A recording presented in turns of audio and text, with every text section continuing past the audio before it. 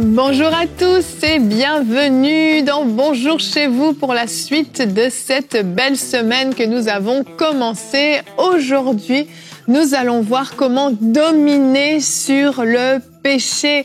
Et je crois que tous, on veut dominer sur le péché, mais tous n'y arrivons pas toujours. Parfois, c'est plus facile que d'autres. Parfois, on chute, on se relève, on essaye encore et encore. On va voir comment en finir, si possible, une fois pour toutes, avec le péché aujourd'hui, avec Frank et Aurélie. Bonjour à tous les deux. Hello les deux. Bonjour. Ça va bien? Très bien. Merveilleux. Frank aussi, en forme? Ça va? Ça va? T'es calme aujourd'hui? Mais je suis normal. Quand Nadine n'est pas là, t'es plus calme en fait. Normal. C'est quand sa grande sœur est là. Non, c'est pas ça. Ça varie d'une émission à l'autre. Ben oui, faut varier les plaisirs, t'as bien raison. Toi Aurélie, t'es prête? Ah, tu sens prête? Yes. T'es nerveuse? Ouais. Pas du tout. Sentais un peu de stress avant l'émission. N'importe Du quoi. tout. Elle a demandé qu'on prie pour elle. Non, c'est pas vrai. Quoi? Voilà, Frank se réveille. Aurélie, tu feras un conseil du coach aujourd'hui. Tu vas nous parler de la crainte de Dieu. Oui. On va parler de la crainte de Dieu. C'est quoi la crainte de Dieu? Comment faire pour grandir dans notre crainte de Dieu? C'est ce qu'on va voir aujourd'hui. Ah oui, la crainte de Dieu, ingrédient indispensable Est-ce que pour ça veut dominer dire, sur le péché. avoir peur de Dieu? Pas du tout, mais je développerai ça plus tard. On a déjà beaucoup parlé de la crainte de Dieu quand même. Eh oui! On avait déjà dissocié la peur et la crainte de Dieu. Frank, C'est on suit bon, les Evelyne. émissions de Bonjour chez vous, hein? Ben oui, je sais bien. Allez, on va commencer tout de suite cette émission avec notre pensée du jour.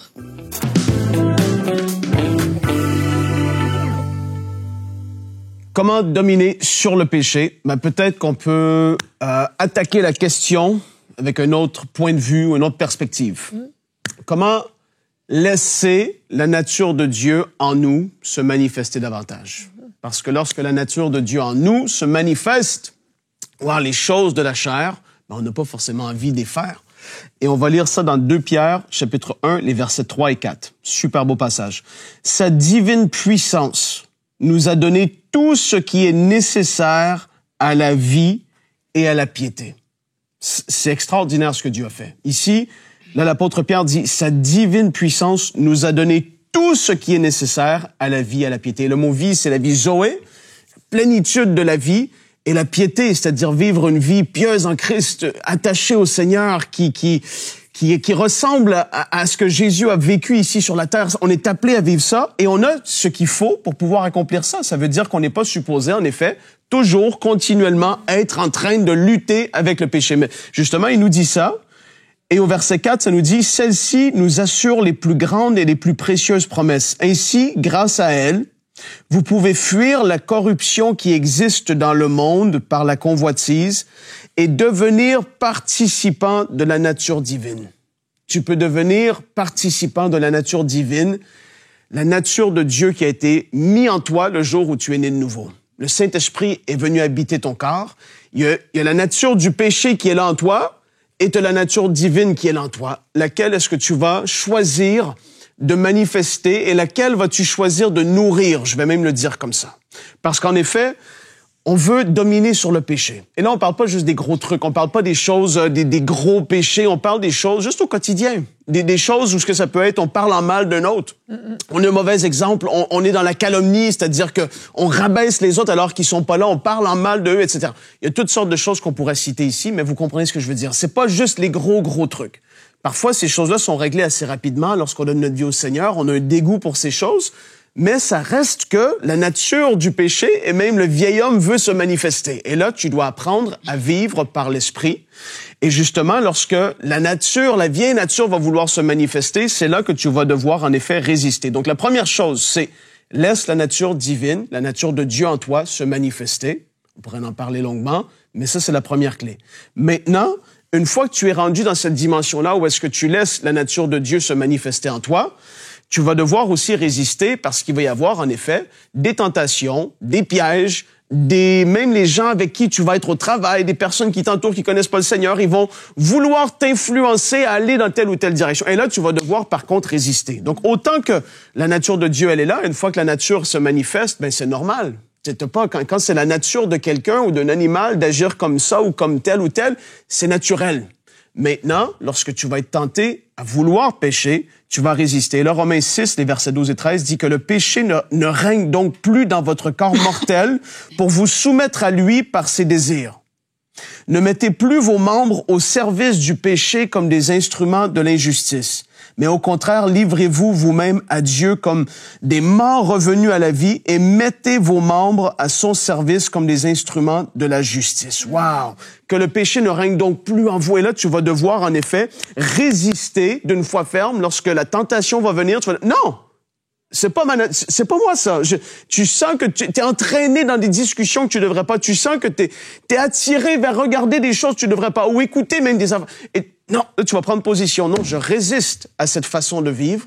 Je sais que c'est pas ma nature, c'est pas moi. Ça, c'est pas mon identité. Ce n'est plus qui je suis. Je suis un enfant de Dieu. Je résiste à ça parce que je sais que j'ai la nature de Dieu en moi qui est là, qui veut se manifester pleinement, mais tu as la nature du péché qui est là. Donc, oui, c'est cette lutte entre la chair, entre la vie de l'esprit qui est là, mais on doit apprendre à marcher une vie chrétienne victorieuse alors qu'on ne doit pas être au quotidien en train de tout le temps lutter. Non, ça devrait pas être comme ça. C'est supposé être naturel de vivre une vie chrétienne victorieuse. Alors, il y a des tentations, il peut y avoir des chutes par-ci, par-là, mais voilà, c'est pas supposé être le défi de la vie toujours, à tous les jours. Evelyne, est-ce que tu es d'accord avec moi? Je suis entièrement d'accord avec toi, Frank. Non, mais c'est important de le dire parce que des fois, les gens ont vraiment cette impression que ça doit être tout le temps comme ça, tout le temps cette lutte, résister. Et c'est nul, une vie comme ça. Ah ouais, vraiment? La Bible nous dit que c'est pour la liberté qu'on a été affranchi. Être libre, c'est pas être en train de lutter et de résister sans arrêt. Oui, il y a un moment donné où on est censé passer par-dessus. Si mon voisin vient frapper à ma porte tous les soirs à 20h et jamais je ne lui ouvre, tous les soirs à 20h, il vient. Le lundi, le mardi, le mercredi, il frappe, je lui ouvre pas. Le jeudi, le vendredi. Je peux vous assurer qu'à un moment donné, il va arrêter d'aller frapper à ma porte. Il comprend le message. Il comprend le message. Et c'est pareil avec le péché. Ouais. À force de résister, à un moment donné, en fait, on domine et puis l'envie n'est plus là. Tout à fait. Et on va regarder notre verset du jour qui nous parle de Caïn, Genèse 4:7, qui lui n'a pas su dominer. Certainement, si tu agis bien, tu te relèveras, dit le Seigneur. Si en revanche tu agis mal, le péché est couché à la porte et ses désirs se portent vers toi. Écoutez bien ce que le Seigneur lui dit. Mais c'est à toi de dominer sur lui. Le Seigneur a donné la clé à Caïn pour savoir exactement quoi faire. Il lui dit, attention Caïn, je te mets en garde. Le péché est là, il est couché à ta porte. Mais en fait, tu as le choix de lui ouvrir ou pas. C'est pour ça que je prenais l'exemple du voisin qui vient frapper à ta porte tous les soirs à 20h. Tous les soirs, tu vas te coucher et puis tu es très attiré par regarder de la pornographie, par exemple. Eh bien, à un moment donné, laisse ton téléphone en dehors de ta chambre et peut-être que le téléphone est couché à ta porte, mais toi, domine sur lui. Yes. Et le Seigneur lui dit, c'est à toi de dominer sur lui. J'aime cette version-là. Il y a d'autres versions qui disent, mais toi, domine sur lui. Mais j'aime, c'est à toi de dominer sur lui. Le Seigneur met cette responsabilité sur nous. Il a mis en nous toutes les capacités de résister, mais c'est notre responsabilité de poser les actions pour résister. On peut pas juste dire, non mais le Seigneur m'a pas aidé là, j'avais envie et puis voilà, je l'ai fait. Le Seigneur a pas envoyé un ange pour me ligoter les mains ou j'en sais rien. C'est notre responsabilité. Quand tu parles de ce passage-là, je suis entièrement d'accord. Sur que c'est à nous, c'est notre responsabilité, mais encore plus fortement, c'est pour ça que j'en ai parlé, la Nouvelle Alliance, l'Esprit de Dieu en nous, la nature de Dieu en nous, ils avaient même pas ça. Et donc, à cette époque-là, c'était comme une lutte où est-ce que, tu vois, c'est par tes propres forces. Mais quand la nature de Dieu se manifeste en toi, ce n'est plus forcément une lutte où est-ce que vous comprenez ce que je veux dire? Parce que tes désirs ont changé. Voilà, t'es pas en train de forcément, non, c'est comme la nature de Dieu se manifeste et t'as plus envie de ces choses-là alors que tu te gardes rempli de l'Esprit, etc., etc. Au début, il y a une lutte, oui, je dis pas qu'il y en a pas une, mais ça devrait pas être là constamment pendant 10 ans. Et c'est là qu'il faut arriver à un niveau de vie supérieur. Je peux encore t'empêcher de parler, Aurélie, mais parce que je suis obligée de rebondir sur ce qu'il dit. Elle veut me corriger. Parce que non, au contraire, je vais aller dans ton sens. Je vais faire un lien avec l'émission d'hier, on a parlé du baptême d'eau. Eh ouais. Et Romains 6:6 qui parle du baptême d'eau nous dit « Nous savons que notre vieil homme a été crucifié avec lui afin que le corps du péché soit réduit à l'impuissance et qu'ainsi nous ne soyons plus esclaves du péché. En effet, celui qui est mort, donc mort avec Christ, enseveli avec Christ, est libéré du péché. » C'est pour aller dans ta direction. C'est que le péché n'a plus du tout le même pouvoir sur nous. Maintenant qu'on est enfant de Dieu, le péché a été réduit à l'impuissance, donc on a la capacité de le dominer. Aurélie, je te laisse la parole. Dr. Frank et Dr. Evelyn. C'est un trop beau sujet. J'aime trop parler de ce sujet-là. En fait, moi, je pense aussi qu'il faut se connaître, dans le sens que quand on a un défi avec quelque chose, ça peut être le mensonge. Qu'est-ce que la Bible dit à propos de ça? Moi, ça m'a beaucoup aidé. Il y a des choses comme Frank a dit, quand j'ai donné ma vie au Seigneur, c'est parti, directement. Et il y a d'autres choses, justement, que j'ai dû travailler. Mais ce que j'ai remarqué, c'est que quand il y a un défi, si vous voyez qu'il y a quelque chose qui est dans votre vie, un péché, commence à lire la parole de Dieu sur ce point-là.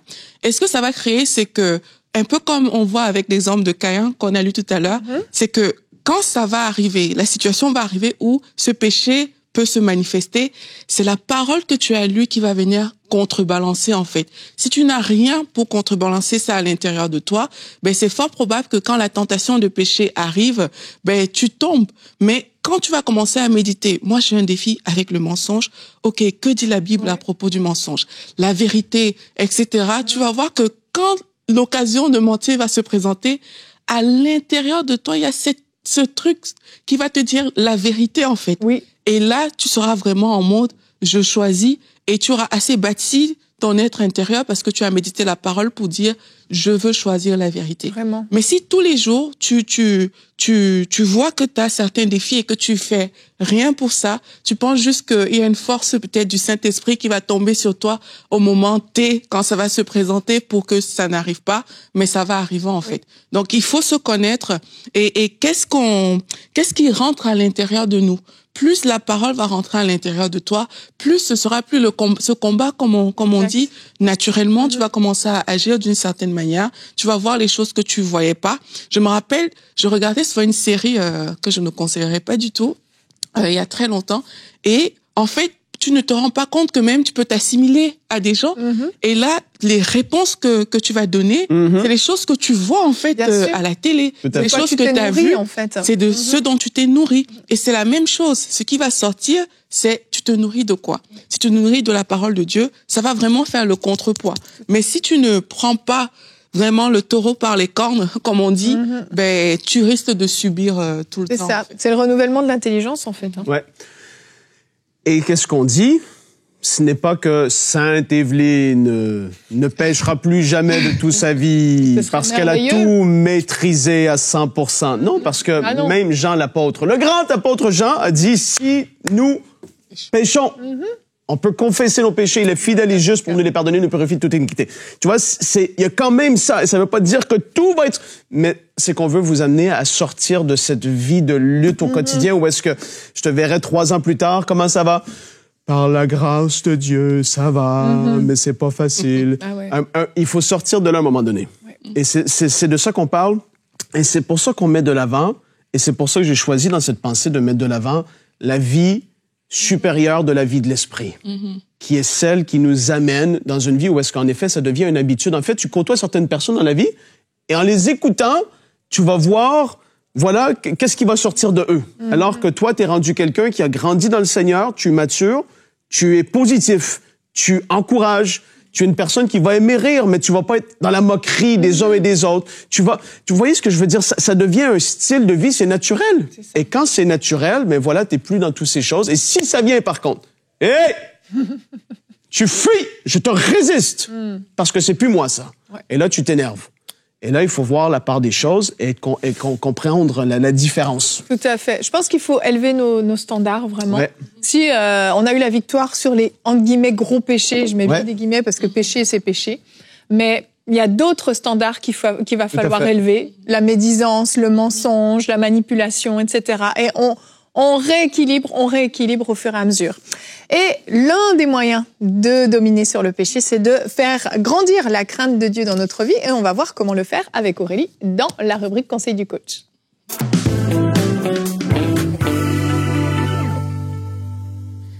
Alors, lorsqu'on parle de la crainte de Dieu, de quoi parle-t-on exactement?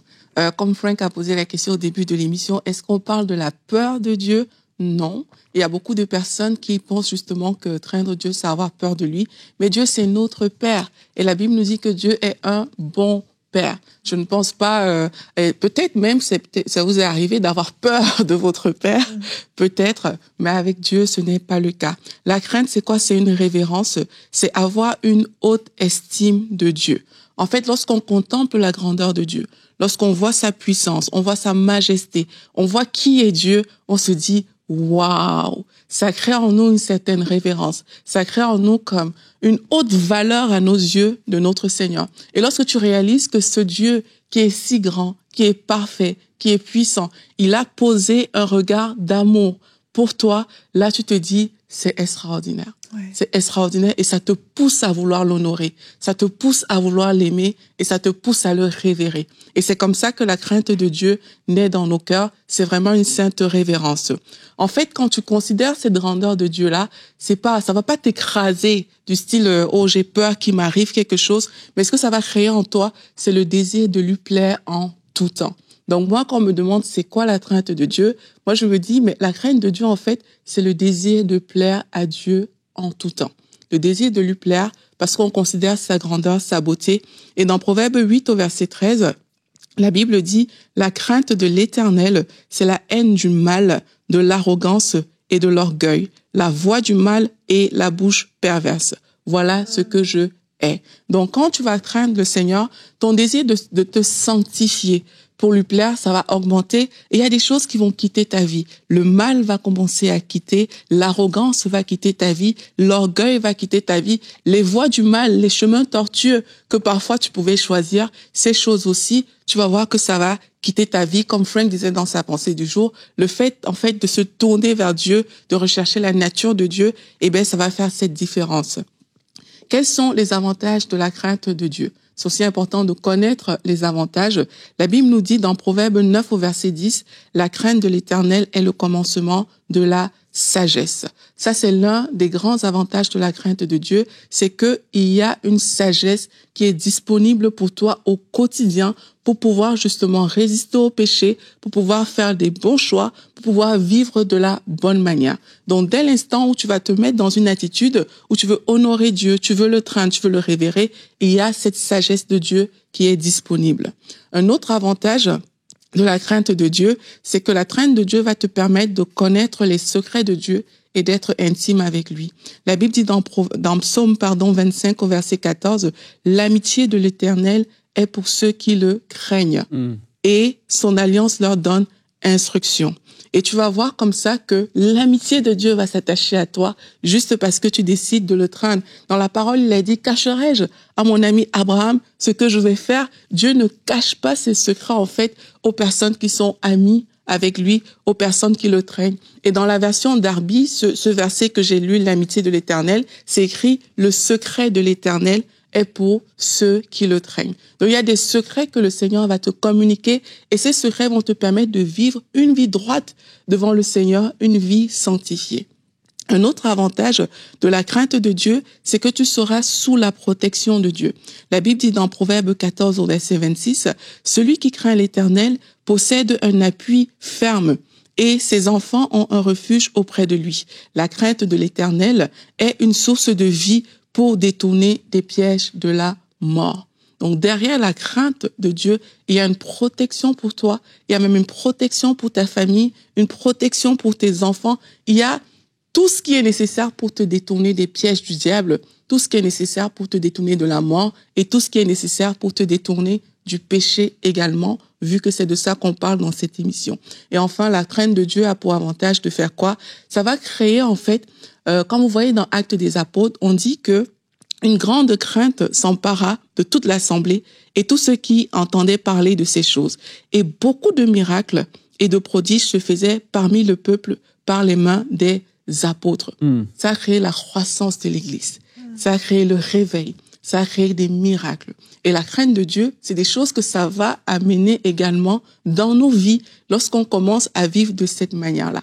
Donc, il y a des avantages à craindre Dieu. Dieu n'aspire pas à ce qu'on le craigne juste pour nous faire peur, mais cette révérence-là, elle a vraiment beaucoup de bénéfices. Il y a beaucoup de choses que ça peut produire dans nos vies. Maintenant, quelles sont les choses à faire pour grandir dans la crainte de Dieu?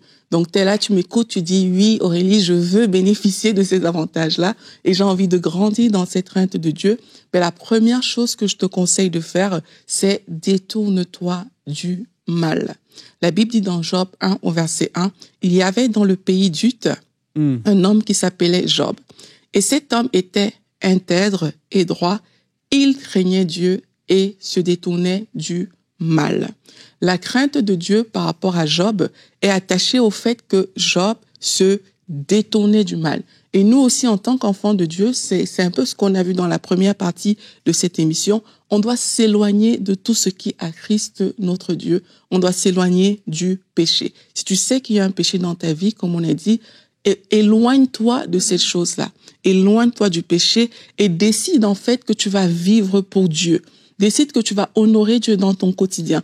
Décide que s'il y a un choix entre le bien et le mal, je choisirai le bien. C'est des décisions qu'on doit prendre en fait. Décide de faire du bien. La deuxième chose également que je te propose de faire pour grandir dans la crainte de Dieu, c'est d'honorer Dieu dans tes choix. Proverbe 3 au verset 7. Ne sois point sage à tes propres yeux, crains l'Éternel et détourne-toi du mal. En fait, il faut avoir en horreur le péché. Et ça concerne tous les domaines de notre vie. Choisis des amis, par exemple, qui aiment le Seigneur. Ne choisis pas forcément des amis populaires. Ne choisis pas forcément des personnes qui font des choses qui ont l'air cool. Choisis des personnes qui aiment le Seigneur, en fait. Oui. Même dans ta façon de parler. Commence à te dire, en fait, je veux honorer Dieu dans ma façon de parler. Il faut que quand je parle, on sente que je suis inspiré par l'Esprit de Dieu et non par ma chair, par mes convoitises ou par toutes sortes de choses. Également, honore Dieu dans ce que tu écoutes. Honore Dieu dans la personne que tu es, en fait, dans ce que tu deviens. Et vraiment, c'est des décisions. C'est des décisions de dire, en fait, moi, je choisis le bien. S'il y a une situation qui se présente devant moi, il faut choisir entre le bien et le mal. Je vais choisir le bien. Et lorsque cette situation va se présenter, parce que dans ton cœur, tu as arrêté ces choses, ben tu vas voir que tu vas choisir le bien. Mais si dans ton cœur, tu ne te positionnes pas et que tu penses que, OK, quand ça va arriver, on va voir, tu auras trop de compromis. Tu vas vouloir dévier. Donc, choisis le bien. Une troisième chose pour grandir dans sa crainte de Dieu, deviens une personne enseignable que Dieu peut corriger. Dans Proverbe 1 au verset 29, la Bible nous dit « Parce qu'ils ont haï la science et qu'ils n'ont pas choisi la crainte de l'Éternel, parce qu'ils n'ont point aimé mes conseils et qu'ils ont dédaigné toutes mes réprimandes, ils se nourriront du fruit de leur voix et ils se rassasieront de leurs propres conseils, car la résistance des stupides les tue et la sécurité des insensés les perd. » On ne doit jamais être rigide devant la parole de Dieu. On doit choisir d'être enseignable si on veut grandir dans la crainte de Dieu. Quelquefois, il y a des personnes, quand tu les présentes la parole de Dieu, voici ce que la parole de Dieu dit, elles vont dire, oui, mais mon cas est différent. Oui, mais moi, dans ma situation. Oui, mais en fait, quand la parole de Dieu se présente à toi, c'est à toi de t'incliner, en fait. Il faut devenir une personne enseignable. Il faut se dire, en fait, si la parole me dit quelque chose, même si mon histoire est l'histoire la plus singulière et particulière de la terre, je choisis de m'incliner face à la parole de Dieu. Et le fait de choisir toujours la parole de Dieu, de ne pas se donner des excuses, en fait, tu vas voir que tu deviens enseignable et les choses que tu faisais avant vont quitter ta vie petit à petit et c'est comme ça que tu vas grandir dans ta relation avec Dieu. C'est comme ça que tu vas grandir dans cette crainte de l'Éternel. Mon quatrième point, ça concerne l'intimité. Si tu veux grandir dans ta crainte de Dieu, grandis dans ton intimité avec Dieu. Vous savez, quand on se rapproche de Dieu, Dieu déteint sur nous, en fait. Il déteint sur nous et il nous purifie, il nous sanctifie. Et le côté waouh de Dieu est tellement intriguant parfois qu'on a encore plus envie de le connaître. On a plus envie d'avoir cette relation avec lui. Tu vas voir sa grandeur. le côté révérence, en fait, va s'installer. Parce que plus tu vas communier avec Dieu, plus cette révérence va s'augmenter et plus ta transformation personnelle va se faire. Et tu vas voir que naturellement, comme on a aussi dit en début d'émission, en fait, tu changes. Tu changes les choses que tu faisais avant, tu vas plus forcément les faire parce que le Seigneur, il déteint sur toi tout simplement. Et la dernière chose pour grandir dans sa crainte de Dieu pour aujourd'hui, c'est vis dans la perspective de l'éternité. Ne vis pas juste le temps présent. Il faut savoir que Dieu, il va venir et il reviendra nous chercher. Et le fait de vivre dans cette attente, que Jésus peut venir à tout moment, le fait d'avoir cette attente-là, en fait, tu vas pas trop te donner le choix et des options par rapport au péché. Parce que tu vas te dire, en fait, si Jésus revenait aujourd'hui et me trouvait dans cette situation de médisance, de mensonge, est-ce qu'il serait fier de moi? Est-ce qu'il m'appellerait bon et fidèle serviteur? Et le fait de comprendre qu'en fait, Jésus vient, il arrive, mais ça va changer tes perspectives devant les choix que tu auras à faire.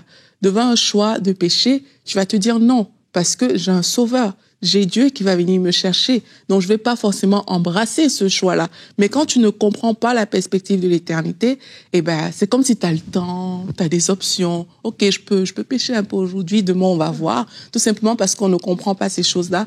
Mais sache que Jésus vient te chercher et il vient chercher quelqu'un qui est sanctifié. Et il t'a sanctifié, en fait. Il nous a donné toutes les capacités pour vraiment vivre dans la crainte de Dieu. Et comme on a lu ce verset tout à l'heure dans la pensée du jour, moi, c'est un verset qui m'avait bouleversé. Hein. J'avais lu Romains à l'époque, et puis c'était offrez vos membres comme des instruments de justice à Dieu. C'est vraiment se consacrer à Dieu pour dire Seigneur, je te donne mes pensées, je te donne mes mains, je te donne mes pieds, je te donne mon cœur, je te donne tout ce qui me concerne comme un instrument de justice pour ta gloire. Je ne veux surtout pas utiliser ma vie contre Dieu. Je ne veux pas que ma vie serve au plan du diable, mais je veux de tout mon cœur que ma vie te serve, Seigneur Jésus-Christ. Amen. Voilà, Evelyne. Merci Aurélie. La crainte de Dieu est indispensable, vraiment. Et moi, j'aimerais nous encourager à avoir des standards bibliques en termes de crainte de Dieu, parce que je trouve que plus les années passent, plus ça se perd en fait dans l'Église. Et si on se compare juste aux personnes autour de nous, j'ai peur que les standards soient bas. Mais les standards ont été fixés par Jésus-Christ, par les apôtres même, des standards vraiment de sanctification, mais de vraie crainte de Dieu, de vraie révérence devant Dieu, de comprendre qu'on ne se moque pas de Dieu, qu'on joue pas avec Dieu, qu'on n'est pas juste dans le domaine des sentiments, des émotions. C'est quelque chose de très, très sérieux. Et vraiment, retournons à la Bible, aux standards bibliques, aux premiers chrétiens, de voir comment la crainte de Dieu était dans leur cœur et que ça devienne notre modèle, notre standard, que ça se réinstalle dans l'Église. Parce que oui, on a vraiment besoin de faire grandir la crainte de Dieu, particulièrement dans les temps dans lesquels on est, dans la génération dans laquelle on est. Le compromis ne doit plus être une option dans notre vie. On ne doit plus être dans les mêmes luttes qu'on était il y a 5 ans, il y a 10 ans. Il faut vraiment qu'on devienne des chrétiens matures, des chrétiens solides, qui sommes capables de dominer sur le péché, de maîtriser nos langues, de maîtriser nos pensées, de maîtriser nos membres, comme tu le disais, pour qu'ils soient mis au service de Dieu. Parce que oui, le Seigneur Jésus revient bientôt. Merci beaucoup Aurélie, c'était une très belle rubrique, super complète, à mettre en pratique comme toujours. Et demain, on va parler de comprendre l'Ancien Testament, pour comprendre la Bible et puis être nourri par la Bible. Aurélie fait wow. Pourquoi l'Ancien Testament? C'est un gros sujet. Des fois, l'Ancien Testament est mal compris, mal interprété, extrêmement intéressant. Les alliances, et on a le docteur Jonathan qui sera encore avec nous, donc forcément, ça va être passionnant. Les types, oui, tu veux venir? Les images. Je crois que Frank veut être dans cette émission. Et demain, Jonathan répondra à 2 questions. Une question, une réponse. Ce sera 2 questions, 2 réponses pour le coup. Pourquoi Dieu semble-t-il plus dur dans l'Ancien Testament et les chrétiens doivent-ils obéir aux lois de l'Ancien Testament? Tout un tas de questions auxquelles on va répondre demain. Alors venez demain et vous aurez toutes ces réponses. Allez, bonjour chez vous.